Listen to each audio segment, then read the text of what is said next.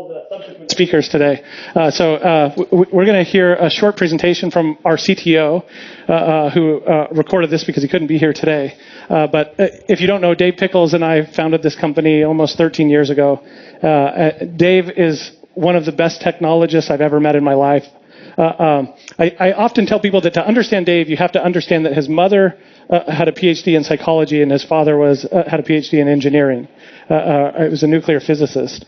And so the two of them created this person who understands people and machines and boils things down to their essence. And at times when you're having a conversation that is focused on technology, he realizes that what it's really about is people. As a result, Dave is just an unbelievable partner, unbelievable CTO, so I'm excited for you to hear from him now. Thank you.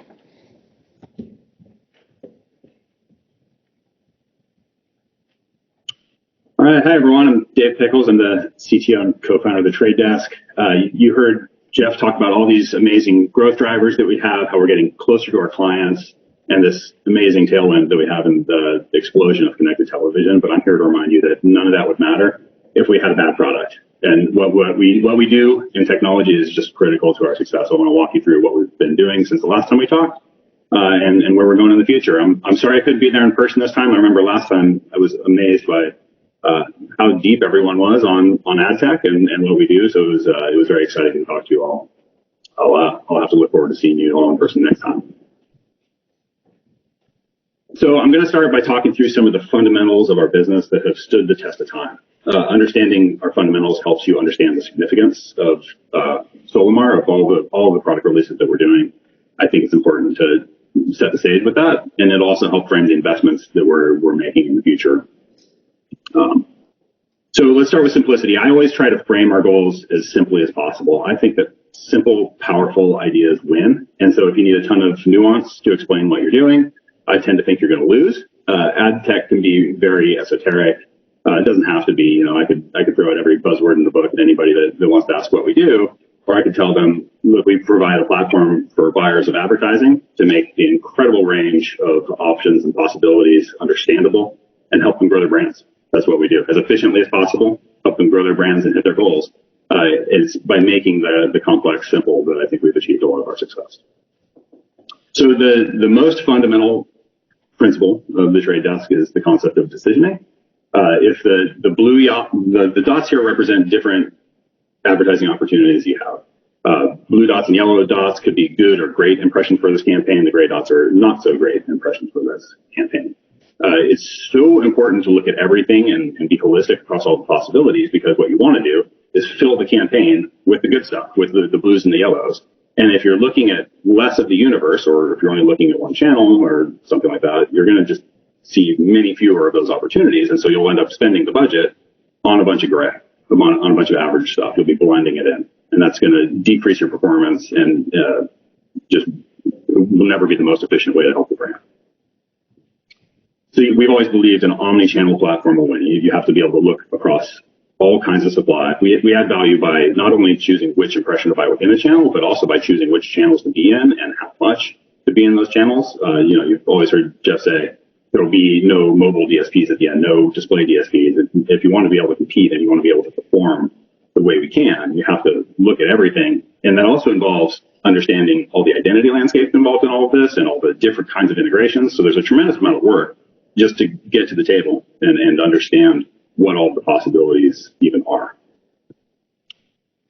Next critical tenet for us is human and machine. So we've always believed that machines and AI are great at some things, humans are great at other things. Allowing them both to come to the table and do their best work is probably the greatest UX challenge we have solved. I think we've done it better than anyone. It can always improve. It's an incredibly difficult problem to do. How much do you let AI take over certain areas? Which areas do you let it run with? And how do you create insights into what the AI is doing so that people can use these incredible machines we have in their heads to create value? This is really why Solimar is such a big deal. It's the UX around man and machine and the opportunities that make Solimar so powerful. So powering the open internet. So this is another core tenet of what we've always done is just making sure that we're fair. We're looking across everything. We don't have any conflict of interest in what we do. So this helps our buyers by making sure that we're always only investing in the opportunities that are the best for them, but also helps the open internet by making sure that publishers who create great spots get the most money. We're not steering any dollars towards inventory that we control. And we're really helping power a thriving open internet where the cream gets to win and the best content gets to make the most money. And we're built for growth. So one thing about our business that in the early days was really, really hard, but now is really great, is the bigger it gets, the better it gets. And so there's this huge sunk cost or upfront cost to build the platform, and then to look at all of the QPS, to look at the opportunities requires a lot of computing power. And so you've probably seen this if you've been following the company for a while. When we outperform our expectations on top line, a lot of that drops to the bottom line because we have this large cost to do the looking, and then it costs relatively less to buy impressions and to create reports and do the rest of the things that we do. And so now it's a great advantage for us that we're large. The business continues to get better and better, so we've got more and more capital to invest in more and more ambitious engineering projects, which leads us to Solimar. So Solimar is the culmination of just years of effort and innovation, upgrades across all of our platforms focused on the UX. We just want to run you through some of the feedback that we've gotten on this. So we get lots of comments all the time from our customers. These are some of my favorites, and I really like the one where they say how simple but powerful it is. That's what we're always going for with these upgrades, is how do we expand the power of the platform? How do we leverage AI more effectively? But we got to make it simple. We got to make it easy to use. It's been a huge challenge. One of the things we're doing in Solimar, probably I think the most important thing we're doing in Solimar, is doubling down on the goals experience. You've always been able to set goals in the trade desk, obviously, but in Solimar we make it much more central. And what we're trying to do is make it so that the traders, the people using the platform, spend more of their time thinking about what is the goal, what should the goal be, do I have multiple goals, and have a good way to express that, instead of fidgeting with bids, trying to achieve something that they've never told us they're trying to achieve. Let's have a better conversation about what we're going after here. Once we've gotten the goals, that puts more pressure on us. It puts more responsibility on us to do a really good job with data science, to unlock better performance and to live up to that conversation that we had. So they told us about our open goals. We need to make sure that we can do a very good job going to hit those goals, hit them more often. A few examples of things we've done here is we're making pacing and performance more aware of each other. It's a difficult thing to do. You're trying to hit the spend goals. They want to spend a certain amount over the campaign. They want to do it fairly smoothly, but then also you want to make sure you're spending money on the good stuff. So those processes need to be aware of each other. And we're moving some processes that used to be offline processes into online processes in the bidder to be able to make decisions more quickly and in real time. And then improved insights and recommendations. Obviously, as AI does more and more, we have more work to do to help build trust with traders and to give them insights into what's happening. And then also to surface any missed opportunities. We always want to be having that conversation, particularly about, like, is there a new channel that you should be in that you've turned off? It could perform better than what you're doing now. So we always have to level up the conversation whenever we have a chance. Results pretty much speak for themselves on this. Just a few exciting ones here. We've had a doubling of the number of data elements being used per impression, which I'll actually speak a little bit more about in a minute. 50% increase in the number of channels used on average. We got to 100% adoption over the course of 1 year. It was a very hard-fought year. Just managing through a lot of change. Nobody loves it when you change the UI on them. They're used to doing things a certain way, but we were able to show just a tremendous amount of value and get all of our customers to move over. And then Koa usage, Koa is our AI product, is at 95%. So there's just very few people now who don't want any help from the AI, which I think speaks to the trust that it is earning. Identity Alliance in Solimar is one of the other big winners in all of this. So we've been continuing to invest in our products to just help the buyers not have to worry so much about the identity landscape and to be able to take whatever data you've collected in whatever environment and put it to work across everything that you do and just make it make sense. So we've simplified this product. We've improved this product. It has more reach, 20% more reach. It reaches 96% of person-level devices in the United States. And then we've seen 150% increase in usage of this product. So it's just another huge win for everyone. The campaigns perform better. The traders are able to focus on other things, and it makes us more able to put the spend where it should be in an efficient way. So as we focus more on goals, and goals being more central, measurement also becomes more important. Measurement needs to evolve. Advertisers are moving away from last click metrics. And so we've done a lot of work to partner with all kinds of companies that can provide data sources, provide better measurement, real world results, whatever that means for the brand. So that can be brand awareness, that can be in-store sales. You want to have a good metric that we're measuring to, a metric that actually correlates to the outcomes for the business so that we can have those better conversations and we can do a better job of allocating spend across channels. So talk for a minute about areas of investment that we're going after in coming years. Some of these are fairly ambitious. So the forward market, a data-driven guaranteed marketplace, which we have literally been talking about since the inception of the company. The ability for buyers to express a desire to pay a premium to have something in the future that's guaranteed. And also the willingness of sellers maybe to give a discount for the guaranteed revenue that might come in the future. But to do those things in a way where we don't give up decisioning and don't give up everything that's great about the new way of buying that we've created over the last decade. So we want guarantees, we want a way to execute upfronts, but we want to maintain decisioning and control when we do that in a way that's agreeable to all parties. So we're getting more and more traction on this. This is definitely helped by our getting closer with sellers, which is happening for a number of reasons. So we're able to have direct design conversations with all of them and just try to facilitate what the buyers and the sellers of media want, which is this thriving forward market. We've been investing a lot in understanding the relationship between linear and connected television because, as this has rapidly evolved over the last 2 years, most buyers are very interested in incremental reach. So I have a campaign I've been running in linear forever, but I know there's a whole bunch of households I can't reach that way anymore. How can I extend this campaign into CTV efficiently and know that I'm doing the right thing and not doubling up a whole lot? So we've done a lot to help that. We had a couple of agencies make these tools central to their planning process for 2022. Really allowed for optimal allocation across both of them. Instead of sort of throwing a pin at it and saying, well, let's just divide the budget by X based on the ratios, we can do a lot better than that for customers who don't appreciate it.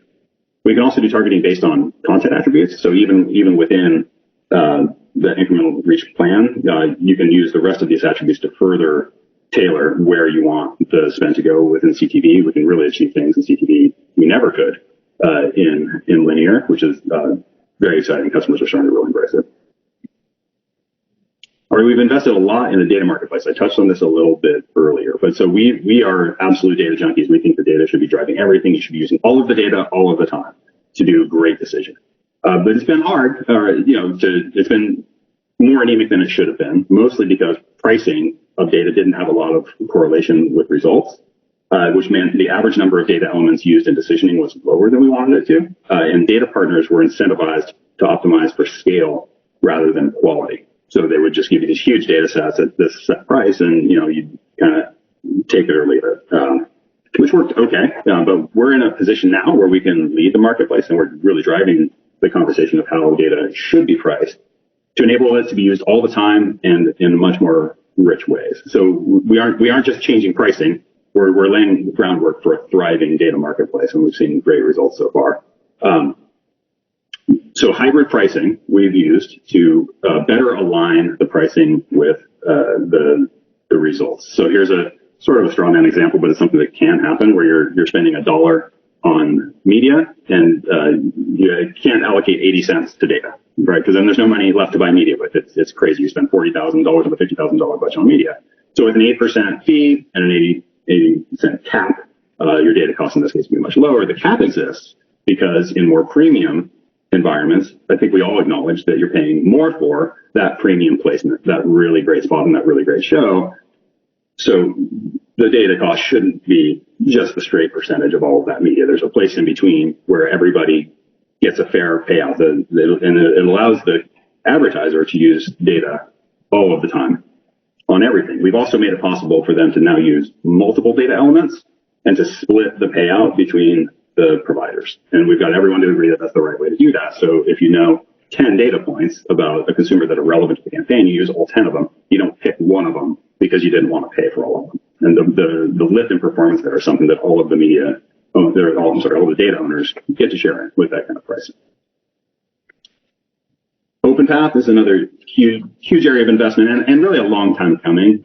It's really something that actually other people have done sooner than us. But as the supply chain has become more complex and more opaque, and particularly with the advent of header bidding, it's made it so it makes more sense to have different ways for demand from the trade desk to get into pre-bid. And so I think it's easiest to just look at a little bit of an eye chart, but generally speaking, publishers run a header wrapper like pre-bid. They'll collect demand from SSPs, from Google, and then the trade desk demand flows through all of them. You see those impressions through all of those.